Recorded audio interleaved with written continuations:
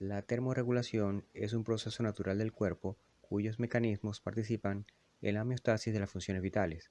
Su importancia está relacionada con la estabilidad de los procesos cardiovasculares, respiratorios, renales, endocrinos, nerviosos y funcionamiento muscular, ya que las desviaciones significativas de la temperatura alteran las propiedades moleculares de las sustancias que forman las células, lo que causa una incapacidad de ejecutar las funciones celulares. La termorregulación presenta vías complejas eferentes y aferentes que permiten una respuesta muy rápida entre estímulo y respuesta. La adaptación es el resultado de la evolución de los mecanismos de homeostasis para enfrentar variables ambientales que le permite ser eficiente a los animales en mantener los valores normales en los diferentes climas de la Tierra, inclusive en los más extremos. Comúnmente se utilizan los términos de calor y temperatura para referirse a una misma cosa, qué tan caliente o qué tan frío está un cuerpo físico. Sin embargo, desde el punto de vista de la termodinámica, que es la rama de la física que estudia los procesos de intercambio de calor, son dos términos con definiciones distintas, aunque muy relacionados. El calor es una energía que siempre está en transferencia. A esta energía se le denomina energía térmica. Un cuerpo caliente siempre va a tender a enfriarse, es decir, a transmitir la energía térmica a su entorno, a menos que tenga un sistema interno de generación de calor que reponga el calor transmitido. En este caso puede permanecer caliente indefinidamente mientras esté activo este sistema generador. Temperatura es una magnitud física que nos permite cuantificar el nivel térmico que posee un cuerpo en un determinado momento, y esto depende de la velocidad de movimiento de los átomos que conforman ese cuerpo, es decir, de la energía cinética. Existen varias unidades para medir el calor y la temperatura. El calor se mide en unidades de energía, es decir, en vatios, joules, calorías o BTU. La temperatura se mide en unidades llamadas grados, de las cuales las escalas más comunes son la Celsius y la Fahrenheit, mientras que los grados Kelvin se usan en los cálculos químicos termodinámicos. Las unidades de esas escalas se abrevian usando el símbolo de grado, que es un círculo perfecto en superíndice, y una letra mayúscula, excepto los grados Kelvin en los que no se usa el símbolo de grado. Los grados Celsius se abrevian con una C mayúscula, precedida del símbolo de grado, y es la medida de temperatura de los países no angloparlantes. Comúnmente a los grados Celsius también se le llaman grados centígrados. Sin embargo, esta acepción es incorrecta. En la imagen, algunos ejemplos. El agua se congela a 0 grados Celsius y hace ebullición a los 100 grados Celsius. La temperatura corporal en el humano es de 37 grados Celsius y la temperatura ambiente, también llamada temperatura confort del humano o en inglés room temperature, es alrededor de los 21 grados Celsius. Termometría es el estudio de las técnicas y equipos que se emplean para medir la temperatura. La temperatura se mide principalmente con un instrumento denominado termómetro, cuyo fundamento es aprovechar la propiedad de dilatación de algunos compuestos en la medida que aumenta su temperatura. El compuesto más común es el mercurio, y los termómetros de mercurio usan una columna de este elemento dentro de un cilindro de vidrio graduado. Existen muchos tipos de termómetros, cada uno adaptado a la necesidad del sitio donde se va a medir la temperatura. Los termómetros para medir la temperatura ambiental están encerrados en un globo de color negro, con la finalidad de que la radiación solar no afecte la medición. Más recientemente se han diseñado dispositivos electrónicos que miden la temperatura empleando ondas infrarrojas. Como se dijo anteriormente, la temperatura es un reflejo de la velocidad de movimiento de los átomos de un sistema, y mientras mayor sea la velocidad de movimiento, es decir, la temperatura, mayor será la velocidad de las reacciones químicas en una solución. Las reacciones bioquímicas, que son la base del metabolismo y por ende de la vida, requieren un nivel de temperatura para que ocurran a una velocidad adecuada que las hace más eficientes. Por lo tanto, todos los seres vivos mantienen en su cuerpo un nivel de temperatura óptimo en el cual las reacciones bioquímicas ocurren en forma normal. Esta temperatura corporal debe tener un mecanismo de control para que se mantenga constante dentro de un rango. Desde el punto de vista del control de la temperatura corporal, los animales se pueden dividir en homeotermos y poiquilotermos. Los animales homeotermos mantienen su temperatura constante sin importar la temperatura del medio ambiente, ya que tiene mecanismos internos de generación y transferencia de calor. Son homeotermos los mamíferos y las aves. En los animales poiquilotermos, la temperatura corporal es variable, ya que depende de la temperatura ambiental, y el control de la temperatura corporal se basa en el comportamiento. Por ejemplo, asolearse para aumentar su temperatura o buscar sombra o mojarse para disminuirla. Los poiquilotermos son reptiles, anfibios y peces. Comúnmente a los homeotermos se les denomina animales de sangre caliente y a los poiquilotermos animales de sangre fría, aunque estos términos no están ajustados completamente, ya que un reptil en un desierto puede tener una temperatura corporal muy elevada. En esta clase se hablará solo de animales homeotermos, aunque en la práctica veterinaria es común que se atiendan poiquilotermos como tortugas, serpientes y lagartos. La temperatura corporal se puede dividir en temperatura del núcleo central o profunda y temperatura periférica. La temperatura del núcleo está determinada por la temperatura del cerebro y de los órganos torácicos y abdominales, mientras que la temperatura periférica está dada por los músculos esqueléticos y la piel. La homeotermia, por lo tanto, se refiere más específicamente al mantenimiento de la temperatura del núcleo corporal, ya que la temperatura periférica sí puede ser influenciada por la temperatura ambiental, más al estilo de los poiquilotermos. En la imagen se observa que, independientemente de la temperatura del exterior, la temperatura del núcleo se mantiene en 37 grados, mientras que la temperatura periférica varía de acuerdo a la temperatura del exterior. El recto es el sitio más preciso para tomar la temperatura corporal, ya que refleja rápidamente los cambios de temperatura en el núcleo. La temperatura de la piel, que es la que detecta los termómetros de luz infrarroja, está alrededor de 1 grado por debajo de la temperatura del núcleo. La temperatura del núcleo tiene un rango normal muy estrecho, generalmente de 1 grado Celsius. En humanos va de 36.5 a 37.5. Este estrecho rango se mantiene mediante un conjunto de mecanismos que son controlados por un sistema central ubicado en el hipotálamo. Al proceso fisiológico de mantener la temperatura dentro de un rango constante se denomina termorregulación. La termorregulación es un tipo de homeostasis de alta prioridad, ya que de este depende la preservación de la vida. Si la temperatura del núcleo desciende, las reacciones bioquímicas se hacen cada vez más lentas, lo que se llama hipotermia, produciendo la muerte por debajo de los 20 grados Celsius. Por otro lado, por encima de 43 grados Celsius, llamado hipertermia, se ve gravemente afectado el sistema nervioso, siendo letal por encima de los 45 grados Celsius. La termorregulación también juega un papel adaptativo en la respuesta del cuerpo a los agentes patógenos, lo que se denomina fiebre. Como se dijo anteriormente, el calor es una forma de energía que siempre está en transferencia, por lo que un cuerpo caliente siempre tiende a transmitir ese calor, es decir, se enfría.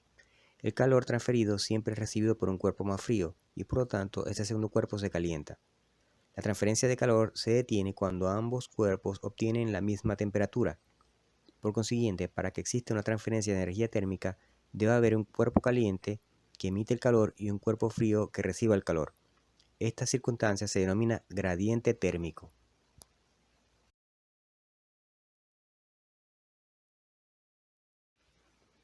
Un organismo homeotermo siempre está transfiriendo el calor hacia el ambiente que lo rodea, es decir, su tendencia permanente es a enfriarse, por lo que para mantener la temperatura constante debe tener un mecanismo de generación de calor.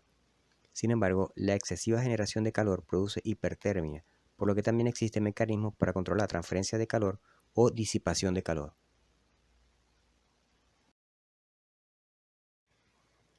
Se llama balance térmico a la relación que existe entre la generación de calor, la disipación de calor y la variación del calor del sistema llamado delta G. El componente generador de la ecuación se divide en dos mecanismos: la generación metabólica interna, denominada con una M, y la ganancia de calor del entorno, denominada G, que depende del gradiente térmico entre el exterior y el interior. Los mecanismos de disipación térmica se denominan con una P. Al sustituir los términos de la ecuación resulta en la ecuación general de balance térmico, que es M más G es igual a P más delta G. Cuando los valores de ambos lados de esta ecuación están en equilibrio, quiere decir que los mecanismos homeostáticos de la termorregulación están en capacidad de mantener constante la temperatura corporal. Cuando uno de los lados de la ecuación es mayor que el otro, se presenta una situación de hipertermia o de hipotermia. En la ecuación del balance térmico, a la acción de generación de calor del componente M se le denomina termogénesis, mientras que al proceso de disipación de calor del término P se denomina termólisis. Tanto la termogénesis como la termólisis ocurren en forma permanente y muchos de los mecanismos escapan al control fisiológico, ya que obedecen fuerzas físicas de la termodinámica. Los mecanismos de termogénesis y termólisis que sí están bajo el control fisiológico operan en un rango de temperatura muy estrecho, como se dijo anteriormente, y por lo tanto son de naturaleza sensible y muy rápidos. Si se elimina delta G de la ecuación, es decir, que delta G sea igual a 0, M más G se iguala a P. Esto quiere decir que los mecanismos de generación son iguales a los mecanismos de disipación y el ambiente no participa significativamente en el balance térmico. Esta es la situación térmica ideal para un animal homeotermo y es lo que se denomina la zona de termoneutralidad, que además incluye a la zona de confort térmico. La zona de termoneutralidad es el rango de condiciones ambientales, especialmente temperatura ambiental, en la cual el ambiente no participa significativamente en el balance térmico del individuo. Por lo tanto, los mecanismos de generación y disipación térmica pueden mantener un equilibrio. La zona de confort térmico es el rango de condiciones ambientales, especialmente de temperatura ambiental, en la cual se alcanza el máximo de rendimiento de los mecanismos de termorregulación y por lo tanto de bienestar. Cuando delta G tiene un valor diferente de 0, quiere decir que los factores ambientales participan en la ecuación, ejerciendo una presión mayor sobre los mecanismos de termogénesis o termólisis. Los factores ambientales que afectan la delta G son la exposición solar o radiación, la temperatura del aire, la velocidad del viento y el porcentaje de humedad del aire, también llamado humedad relativa. Por ejemplo, una temperatura del aire muy baja, como ocurre en las regiones polares árticas y antárticas, se ejerce una presión mayor sobre los mecanismos de generación de calor, ya que se produce un exceso de transferencia térmica al entorno. Por el contrario, en temperaturas del aire muy altas, como por ejemplo en los desiertos, se ejerce presión sobre los mecanismos de disipación térmica.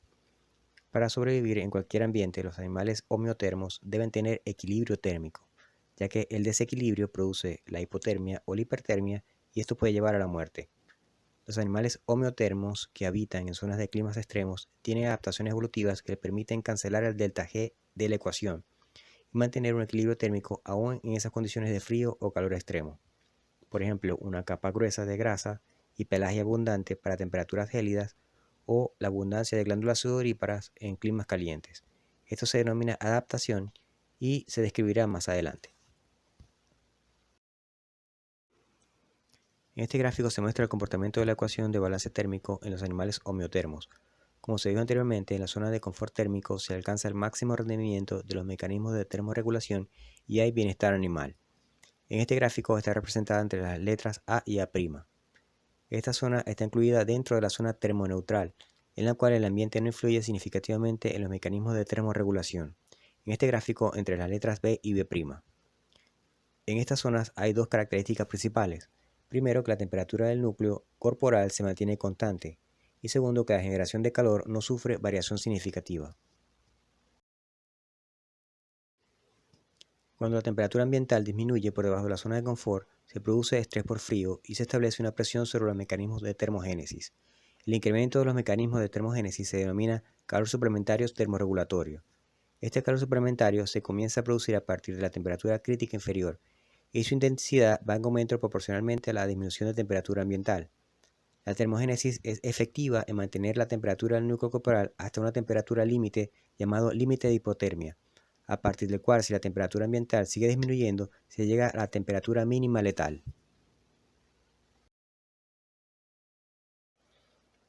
Cuando la temperatura ambiental aumenta por sobre la zona de confort, se produce estrés por calor y se establece una presión sobre los mecanismos de termólisis.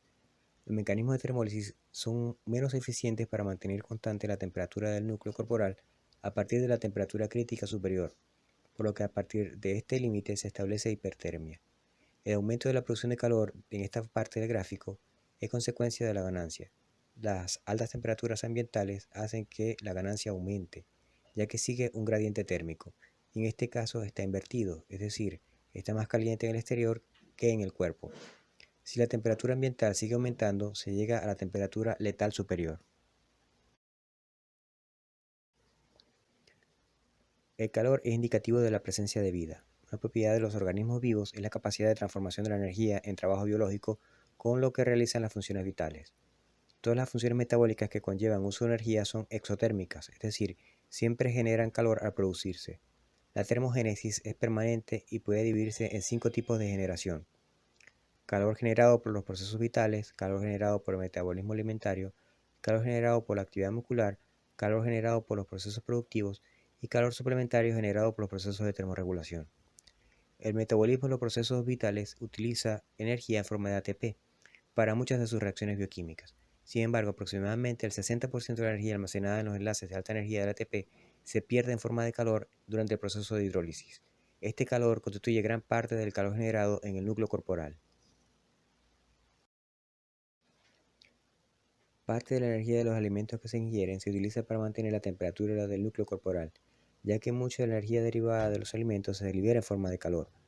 La digestión consiste en la degradación de moléculas complejas en compuestos simples para que puedan ser absorbidas por la mucosa intestinal. La ruptura de los enlaces covalentes de las moléculas complejas por parte de las enzimas digestivas libera la energía contenida en forma de calor. Luego estas moléculas simples son oxidadas para la generación de ATP, en forma aeróbica o anaeróbica. Se calcula que en los procesos de digestión y oxidación para la síntesis de ATP se pierde un 35% de la energía contenida en el alimento en forma de calor. Este gráfico muestra la producción de calor y la temperatura de las vísceras y del flujo sanguíneo hepático luego de la ingestión de alimentos en un experimento con ovejas.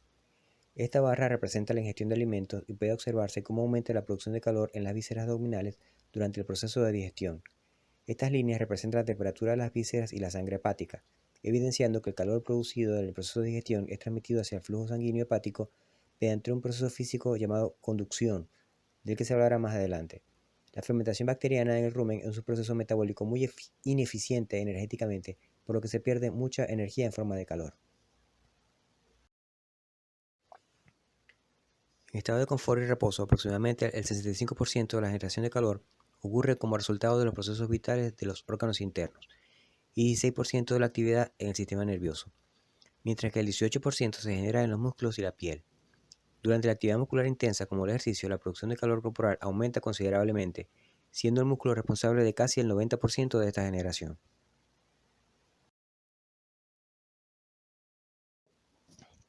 La producción de calor está relacionada con la velocidad en que se utiliza la energía de los alimentos y de las reservas corporales. Mientras más rápido se utiliza esta energía, mayor calor se genera. En los animales homeotermos existe una velocidad determinada en la que es utilizada la energía, denominada tasa metabólica basal. La tasa metabólica basal consiste en la cantidad de energía por unidad de tiempo que consume el animal en reposo y en termoneutralidad para mantener sus funciones vitales. Ya que el oxígeno es utilizado para la oxidación de sustancias para la producción de ATP, se asume que mientras más oxígeno utilice el organismo, mayor es su uso de energía. Por lo tanto, la tasa metabólica basal está medida en mililitros de oxígeno por gramo de peso corporal por hora. Existen varios factores de los que depende la tasa metabólica basal en reposo. La diferencia entre especies está relacionada con el tamaño. Mientras más pequeño sea la especie de animal, mayor será su tasa metabólica basal. En el gráfico algunos ejemplos de tasa metabólica basal donde se muestra esta propiedad. En relación con la edad, los individuos jóvenes tienen una mayor tasa metabólica basal que los individuos viejos. Desde el punto de vista zootécnico, es muy importante considerar que los animales que se utilizan para la producción tienen una fuente adicional de generación de calor proveniente del aumento de la tasa metabólica basal que soporta los procesos de producción.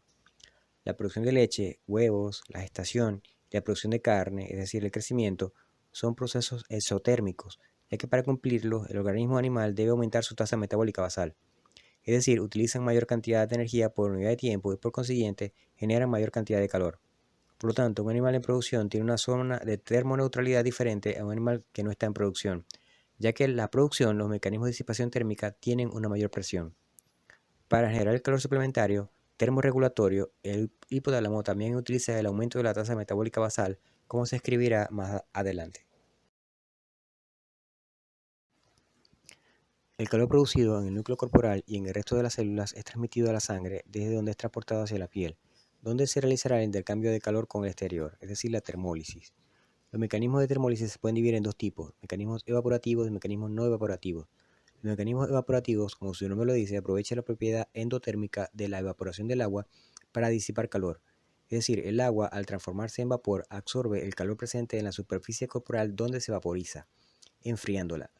Los mecanismos evaporativos son de dirección controlada porque la evaporación siempre va a producir disipación de calor y porque la cantidad de agua que el organismo dispone para evaporar está controlada centralmente por mecanismos autónomos.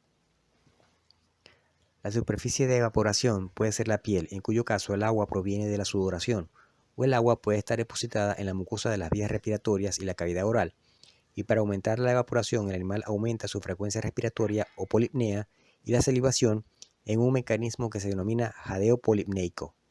La pérdida insensible, aunque su dirección es siempre hacia la disipación de calor, no está controlada por ningún sistema y ocurre espontáneamente a cualquier temperatura. Aunque la dirección de la evaporación cutánea o respiratoria siempre es hacia la pérdida de calor, su eficiencia depende de una condición climática denominada humedad relativa del aire. En pocas palabras, la humedad relativa del aire es un porcentaje que indica la cantidad de vapor de agua presente en el aire en relación a la saturación. Una humedad relativa de 100% indicaría un aire saturado de vapor de agua, por lo que no recibe más vapor y es imposible la vaporización. En la medida que la humedad relativa se aleja del 100, la evaporación es más eficiente como mecanismo de disipación y por el contrario, ambientes más cercanos a 100 cuesta más disipar calor por evaporación, ya que el aire recibe menos vapor. Por lo tanto, es más factible que el cuerpo sufra de hipertermia en climas cálidos y húmedos, como por ejemplo el que predomina en la población de Santa Bárbara del Zulia. La sudoración es una propiedad solo de homeotermos. Sin embargo, el número de glándulas sudoríparas presentes en la piel varía considerablemente entre especies. Esto hace que existan diferencias en cuanto al tipo de disipación térmica evaporativa empleada. En la imagen puede observarse que a medida que la especie tiene menos glándulas sudoríparas, depende aún más de la disipación polipneica, teniendo entonces especies como el equino y el bovino que tienen una mayor capacidad de sudoración, y en el otro extremo a los caninos y las aves cuya disipación evaporativa por sudoración es casi nula y dependen casi por completo de la polipneica.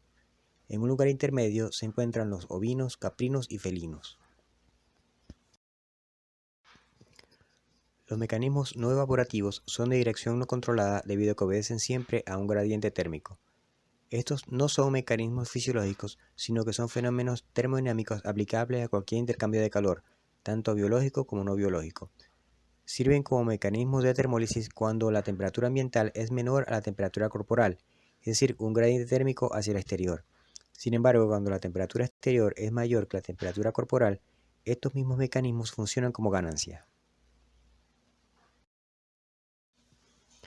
Los mecanismos no evaporativos producen intercambio de calor entre la piel y el ambiente dependiendo del gradiente térmico. La radiación involucra la transferencia de calor mediante ondas electromagnéticas desde un cuerpo caliente a otro más frío. Estas ondas son de muy baja frecuencia y las producen todas las fuentes de calor, como por ejemplo el cuerpo humano vivo, un fuego o el sol. Un organismo vivo puede perder calor mediante radiación, pero también puede ganar calor si se expone a una fuente de radiación como el sol. La radiación no requiere contacto físico para la transferencia de calor. La radiación del sol es tan potente que puede causar quemaduras de primero y segundo grado, y hasta peores si hay fotosensibilidad cutánea tóxica. La conducción es una forma de transferencia de calor que requiere contacto físico con un objeto siempre y cuando haya un gradiente térmico. En la imagen se muestra cómo solo hay conducción cuando hay un contacto entre los dos objetos y existe un gradiente térmico. La convección es un tipo especial de conducción en el que el calor es transferido al aire o al agua, es decir, hacia entes que se renuevan constantemente y al renovarse alejan el calor del cuerpo. La eficiencia de la convección está dada por la temperatura del aire o del agua, es decir, el gradiente térmico, y de la velocidad del aire o de la corriente de agua. El agua tiene alrededor de 25 veces más conductancia del calor que el aire. En climas fríos y con viento, la convección produce una pérdida muy rápida de calor que se conoce como sensación térmica y da la impresión de que la temperatura del ambiente es más baja que la de realidad hay. La eficiencia de los mecanismos de termólisis depende notablemente del gradiente térmico entre el ambiente y el cuerpo. En el diagrama número 1 puede observarse que en condiciones de temperatura ambiental de 23 grados Celsius, el cuerpo humano pierde calor principalmente por radiación, aunque los mecanismos de conducción y convección también participan en la disipación. En caso de la evaporación cutánea, solo se presenta la evaporación insensible. La temperatura de la piel producto de estas pérdidas de calor se ubica en 34 grados Celsius. El diagrama 2 representa una situación de 45 grados de temperatura ambiental y en este caso los mecanismos no evaporativos tienen un gradiente invertido y por lo tanto están funcionando como ganancia. La única alternativa que tiene el cuerpo para la disipación de calor es la evaporación cutánea principalmente por sudoración. Aquí la piel ha ganado temperatura del ambiente. En la tabla se observa el aporte relativo de cada mecanismo de termólisis y su eficiencia en tres niveles de temperatura del aire. De nuevo se observa que a 38 grados Celsius el único mecanismo funcional es la evaporación. Muchos animales tienen modificaciones corporales para tratar de aprovechar mejor los mecanismos de termólisis. Por ejemplo, en climas fríos tienen una capa gruesa de pelaje para evitar la radiación y la convección, y en climas cálidos tienen un mayor número de glándulas sudoríparas. También modifican su comportamiento. Esto resulta en la cancelación de delta G en la ecuación de balance térmico. Este diagrama, tomado del libro de Fisiología Veterinaria del Dr. García Sacristán, resume el desglose de los componentes de la ecuación general del balance térmico, indicando los valores que la conforman. Pon pausa al video para que la estudies.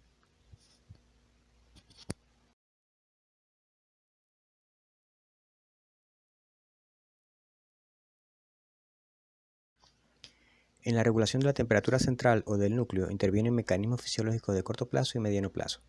Todos estos mecanismos se regulan en los centros termostáticos del sistema nervioso central. En los de corto plazo, cuando la temperatura de la sangre aumenta, se estimula el centro de termólisis, activando mecanismos de disipación de calor, por ejemplo la sudoración. En contraste, cuando la temperatura baja, se activan mecanismos que disminuyen la conductancia de calor hacia la superficie corporal, como por ejemplo disminuir el flujo sanguíneo hacia la piel. Estos cambios son inmediatos y funcionan permanentemente, balanceando las variaciones diarias de temperatura, como por ejemplo las generadas por la alimentación o por el ejercicio. Sin embargo, la intensidad de estos mecanismos también depende de la magnitud del cambio de temperatura ambiental, como por ejemplo dejar un perro dentro de un automóvil en temperaturas extremas de frío o de calor, los activa en forma muy intensa, tanto así que pueden provocar la muerte en lo que se llama un golpe de calor. Los mecanismos de mediano plazo se activan cuando los cambios ambientales perduran en el tiempo, como por ejemplo un cambio de estación anual o un traslado de animales a otra región geográfica a diferentes condiciones climáticas. En este caso se modifica la tasa metabólica basal para ajustarla a los requerimientos de generación de calor. El principal centro termorregulador se encuentra en el hipotálamo. El hipotálamo es un área del cerebro, específicamente del diencéfalo, que se encuentra por delante del tronco o tallo cerebral. El hipotálamo está dividido en dos regiones, anterior y posterior, en las que se han identificado núcleos y áreas funcionales, las cuales controlan las actividades vegetativas del organismo. Los centros termorreguladores del hipotálamo se encuentran en dos sitios. El centro de termogénesis se encuentra en el área hipotalámica posterior, mientras que el centro de termólisis se encuentra en las áreas preóptica e hipotalámica anterior. Además del hipotálamo, en los animales se han identificado otros centros termorreguladores. En la porción anterior del puente del tronco encefálico se encuentra un centro de policnea en el perro, que es importante en la respuesta de evaporación policneica en esta especie. La médula espinal desempeña un papel importante en las respuestas vasoactivas cutáneas a los cambios de temperaturas. Esta actividad es más marcada y efectiva en las aves. La termorrecepción es una modalidad sensorial única que presenta dos cualidades, el sentido del frío y el sentido del calor. Existen dos niveles de termorrecepción, el nivel somático y el nivel visceral. La termorrecepción somática está ubicada en la piel y se le ha atribuido a tres tipos de receptores: receptores para el frío, receptores para el calor y receptores para el dolor. Los receptores para el dolor se activan solo en situaciones de frío o calor intenso, es decir, las quemaduras. En la piel existen numerosos receptores sensoriales, de los cuales a los corpúsculos de Ruffini se les ha atribuido la sensación de calor, mientras que a los bulbos de Krauss la sensación de frío. Sin embargo, esto aún no está completamente demostrado. Los receptores para el frío y el calor detectan gradaciones, es decir, su estimulación es proporcional a la temperatura que detectan. En el gráfico puede verse la gradación de la temperatura y la estimulación proporcional de los receptores. Por el rango de temperatura en que se activan, la termorrecepción para el frío es contraria a la del calor. Esto es, el receptor del calor tiene mayor actividad a medida que la temperatura es más alta de 30 grados Celsius. En el caso del frío, mientras más baja la temperatura, la actividad del receptor es menor. Y la menor actividad del receptor para el frío es lo que se detecta como baja en la temperatura en el sistema nervioso central. El termorreceptor para el calor tiene una actividad máxima a los 45 grados y el termorreceptor para el frío tiene una actividad máxima a los 25 grados Celsius. La termorrecepción profunda o visceral se encuentra en la médula espinal, en las vísceras abdominales y en la pared de las grandes venas a nivel del tórax. Estos receptores monitorean constantemente la temperatura del núcleo corporal. Además de la termorrecepción somática y visceral, el hipotálamo en su área preóptica posee neuronas que son sensibles a los cambios de temperatura del área, por lo que también se efectúa termorrecepción en el hipotálamo. La temperatura del núcleo monitoreada por los receptores viscerales e hipotalámicos es el valor homeostático que se regula, mientras que la temperatura somática sirve como variable auxiliar o de atención. La homeostasis de la temperatura del núcleo funciona como un arco reflejo visceral, donde se activan mecanismos de retroalimentación negativa. Como se dijo anteriormente, en este sistema el control central lo ejerce el hipotálamo, el cual desencadena los cambios necesarios en los sistemas efectores de aumento o disminución de generación o de la disipación de calor, es decir, controla la termogénesis y la termólisis. Estos sistemas efectores son los vasos sanguíneos, el corazón, los pulmones, las glándulas sudoríparas músculo esquelético, las glándulas salivares, el tejido adiposo y la glándula tiroides. Adicionalmente, las reacciones al frío o al calor tienen un componente conductual, por lo que también participa la corteza cerebral. Los vasos sanguíneos tienen un papel principal en la conductancia de calor desde el núcleo hacia la periferia. La sangre que se encuentra en el núcleo corporal tiene esa temperatura central, mientras que la que está en la periferia pierde calor por conducción y convección, y tiene una temperatura un poco menor. Cuando la sangre periférica regresa al núcleo, debe calentarse, por lo que el núcleo usa calor para aumentar la temperatura de esa sangre.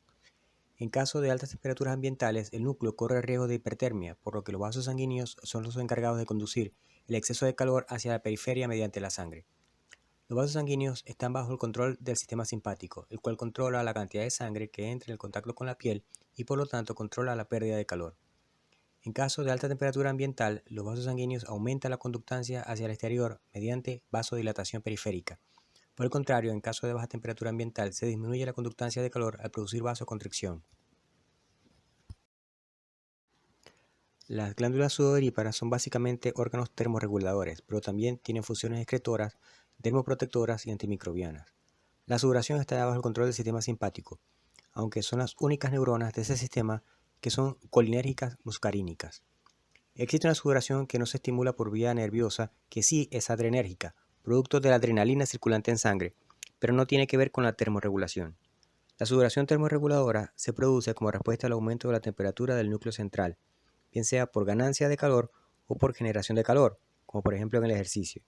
La función del sudor es ubicar agua sobre la superficie de la piel para que al evaporarse se lleve consigo parte del calor. Es decir, siempre es un mecanismo de termólisis. El sudor es básicamente un filtrado de plasma sanguíneo y su producción tiene gradación dependiendo de la temperatura del núcleo. Un aumento ligero de la temperatura produce una sudoración suave en la que da tiempo de reabsorber la mayor parte de los electrolitos filtrados. En contraste, una sudoración vigorosa, como en el ejercicio, produce una pérdida importante de electrolitos, sobre todo de sodio y cloro, ocasionando trastornos osmóticos en el organismo en caso de prolongarse demasiado la situación de alta temperatura central. La estimulación de la inervación simpática cardíaca produce taquicardia y aumento de la fuerza de la contracción. En caso de disminución de la temperatura del núcleo, se produce taquicardia para generar calor y para contribuir al distribuir el calor generado en el núcleo corporal hacia el cerebro y otros órganos esenciales. Paralelamente, en caso de aumento de temperatura del núcleo también se genera taquicardia, con la finalidad de aumentar el flujo sanguíneo para la piel y hacia las glándulas sudoríparas y glándulas salivales. El jadeo polineico, al igual que la sudoración, es una respuesta al aumento de la temperatura que se da sobre todo en perros, ovinos, caprinos y aves. Consiste en el incremento de la frecuencia respiratoria con disminución de la profundidad de la respiración. Este jadeo se produce con la boca abierta y la lengua afuera, ya que adicionalmente se activa la salivación con la finalidad de generar la evaporación a partir de la mucosa oral y lingual. La disminución de la profundidad de la respiración tiene como objetivo disminuir la pérdida de CO2. Sin embargo, si la situación de jadeo permanece por mucho tiempo, puede generarse hipocapnia con alcalosis respiratoria.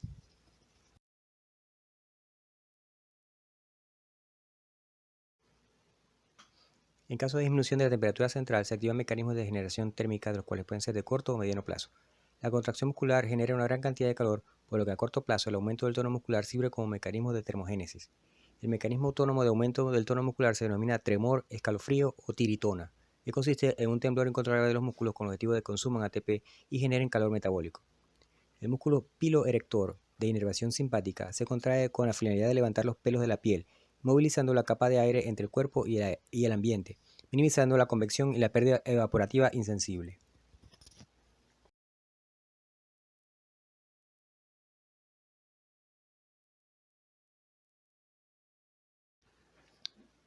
El tejido adiposo tiene un papel pasivo y otro activo como mecanismo de termorregulación. La capa de grasa subcutánea conduce el calor a un tercio de la velocidad de los otros tejidos, por lo que pasivamente el tejido adiposo proporciona un elemento aislante frente a las bajas temperaturas ambientales. El papel activo del tejido adiposo se relaciona con la capacidad calorigénica de los lípidos al ser degradados para obtener energía. En condiciones de baja temperatura, el hipotálamo estimula el aumento de la tasa metabólica basal, por lo que se utilizan las reservas corporales para la generación de calor. Este calor se denomina calor suplementario termorregulatorio. En este aspecto, la grasa marrón es más eficiente que la grasa amarilla. La grasa marrón está presente en los recién nacidos y en las especies que hacen hibernación. Su color es producto de una alta densidad de mitocondrias que generan una alta tasa de formación de ATP a partir de lípidos y por tanto en producción de calor. El aumento en la tasa metabólica basal es el efecto a mediano plazo y no inmediato, ya que involucra una vía hormonal. La tasa metabólica basal está controlada por las hormonas tiroideas, principalmente la tiroxina. Esta hormona controla la tasa de síntesis de ATP en las mitocondrias, que es un mecanismo que utiliza oxígeno.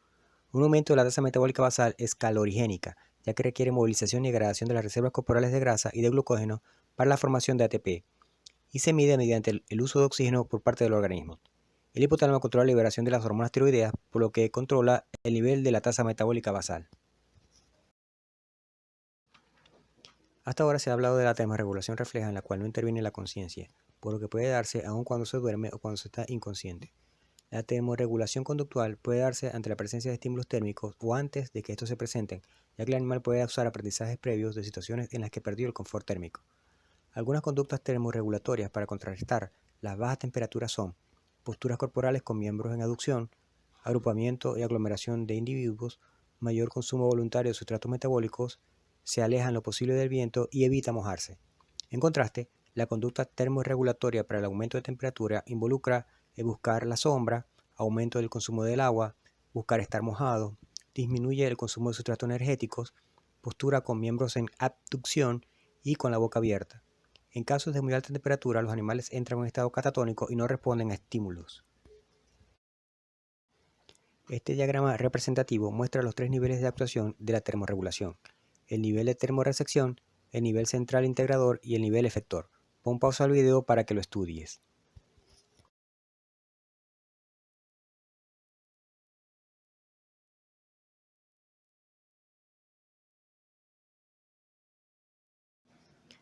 El control hipotalámico de la temperatura del núcleo corporal opera mediante un sistema nervioso de feedback negativo, denominado punto de referencia térmico o en inglés set point. Este sistema se explica tomando como ejemplo el termostato de un sistema de acondicionador de aire en una habitación. Al encender el equipo se coloca el punto de referencia térmico del termostato a la temperatura deseada, por ejemplo 25 grados. Después de fijado este punto, el equipo permitirá solo un pequeño rango de temperatura por encima o por debajo de ese punto, encendiendo o apagando el motor. De la misma manera, el hipotálamo fija un punto de referencia térmico y mantiene un estrecho margen alrededor de ese punto mediante la activación de mecanismos rápidos de termogénesis o termólisis, como se ejemplifica en la imagen. El hipotálamo permanentemente está monitoreando la temperatura del núcleo corporal y realiza ajustes inmediatos ante las pequeñas variaciones diarias debido a las actividades fisiológicas como la actividad muscular, la digestión de alimentos o el dormir. En este esquema se muestra cómo se alternan los mecanismos de termogénesis y termólisis para mantener la temperatura del núcleo dentro del rango permitido por el punto de referencia térmico hipotalámico. La variación dentro del rango normal se corrige mediante ligeros cambios vasculares, mientras que cuando la variación de temperatura excede el rango normal, se activan los mecanismos musculares de sudoración, tasa metabólica basal y conductuales. La evolución le ha dado a cada especie animal un punto de referencia térmico. En el gráfico se muestra el rango de temperatura normal permitida por el punto de referencia térmico hipotalámico en el humano y en las especies domésticas. De las especies domésticas son las aves las que tienen el punto de referencia térmico hipotalámico más alto. El punto de referencia térmico puede ser alterado por trastornos como la fiebre. Con el término hipertermia se considera toda elevación de temperatura del núcleo corporal.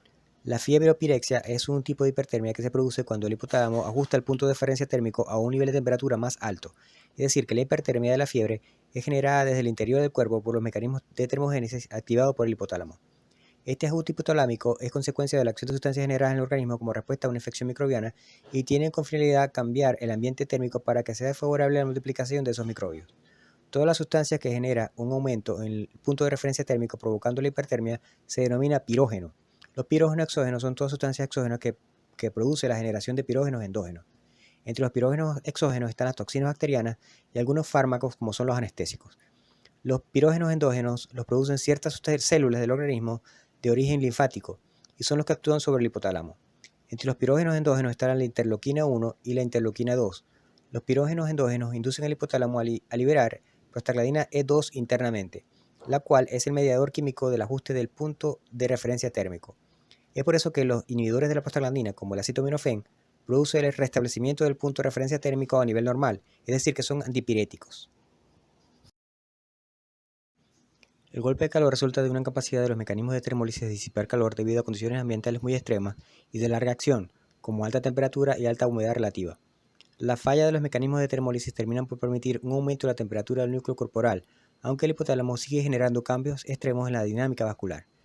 El aumento de temperatura corporal, junto con la pérdida de electrolitos por la sudoración y la alcalosis metabólica respiratoria, genera alteraciones de las células cerebrales que pueden convertirse en daño permanente, ocasionando la muerte por hipertermia. La hipertermia maligna es una alteración genética que presenta en los cerdos y en otras especies que consiste en un aumento de la temperatura corporal por un excesivo tono muscular. El aumento del tono muscular es producto de una alteración del metabolismo del calcio en el retículo sarcoplásmico, que hace que se mantenga por mucho más tiempo el calcio estimulando la contracción muscular.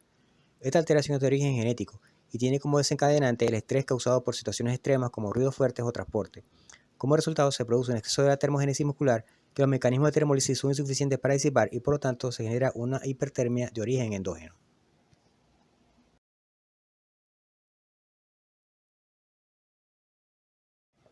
Se define la adaptación como la capacidad de vivir en un clima específico.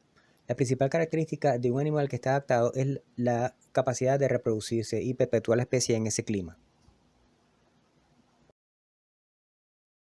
La principal variable climática a la que deben estar adaptados es la temperatura ambiental. Otros aspectos de la adaptación involucran otras variables como el bajo nivel de oxígeno producto de la altitud, nivel de humedad relativa que determina si el clima es muy seco o muy húmedo y mecanismos para burlar la depredación. En este caso se hablará solo de la adaptación térmica. Como se dijo anteriormente, los animales homeotermos deben mantener una temperatura constante para la cual se requiere un equilibrio térmico denominado con el símbolo delta G. Si delta G es mayor de 0 se produce hipertermia y si es menor de 0 se produce hipotermia. Es importante señalar las diferencias entre adaptación y aclimatación. La adaptación se refiere a tolerar variaciones del ambiente físico dentro de cierto rango y a una armonía o confort dentro de ese ambiente aún con las variaciones. La aclimatación se refiere a un ajuste inmediato a un cambio repentino de las condiciones físicas. La adaptación requiere cambios que necesitan cientos o miles de años de selección natural para producirse. Funcionan para climas muy específicos y no pueden revertirse. Mientras que la aclimatación es un ajuste inmediato cuando un animal es trasladado de un clima a otro o cuando se producen cambios drásticos de clima, como el cambio de estaciones. Puede revertirse y solo sirve entre climas que no difieren mucho entre sí. Como se dijo anteriormente, la zona termoneutral es el rango de temperatura ambiental donde se puede existir el equilibrio térmico. Este rango de temperatura está delimitado por temperaturas críticas a partir de las cuales se ejerce mayor presión sobre los mecanismos de termorregulación.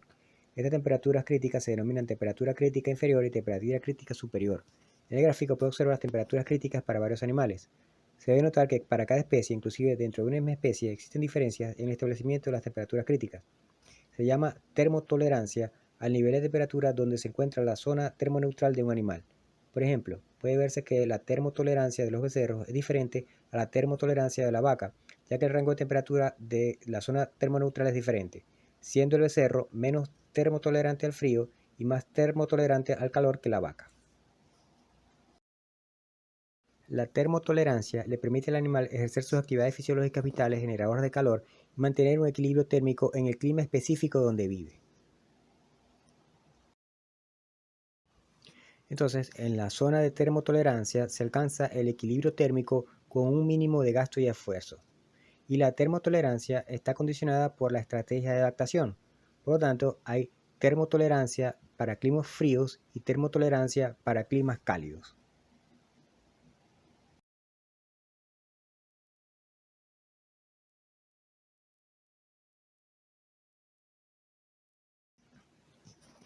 Los animales que tienen una zona termoneutral baja se van a enfrentar a temperaturas extremas muy bajas.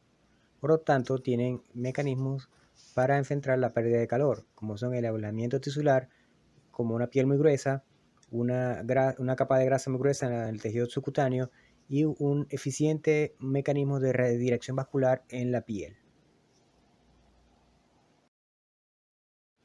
Los animales de zona termoneutral baja que no son acuáticos, es decir, que son terrestres, tienen un aislamiento externo adicional que es gran cantidad de pelo grueso o también llamado lana.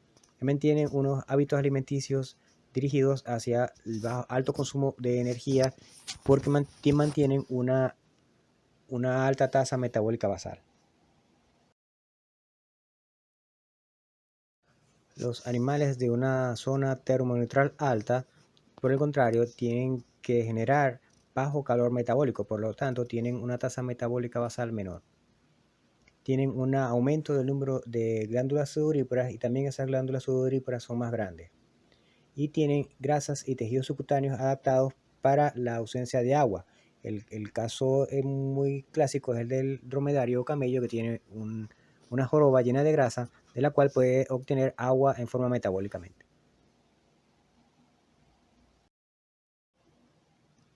Una adaptación de los animales de zona termoneutral alta es el aumento de la superficie cutánea para aumentar la superficie de contacto entre la sangre y el aire y poder disipar mayor cantidad de calor.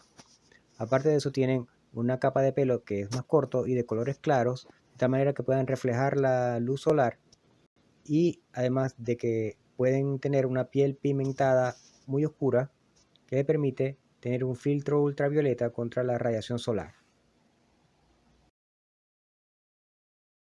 Otra característica de los animales de zona termoneutral alta son los apéndices muy vascularizados, como por ejemplo las orejas. El caso muy evidente es el elefante que tiene gran cantidad de vasos sanguíneos en sus enormes orejas que puede mover para aumentar la convección de esa zona.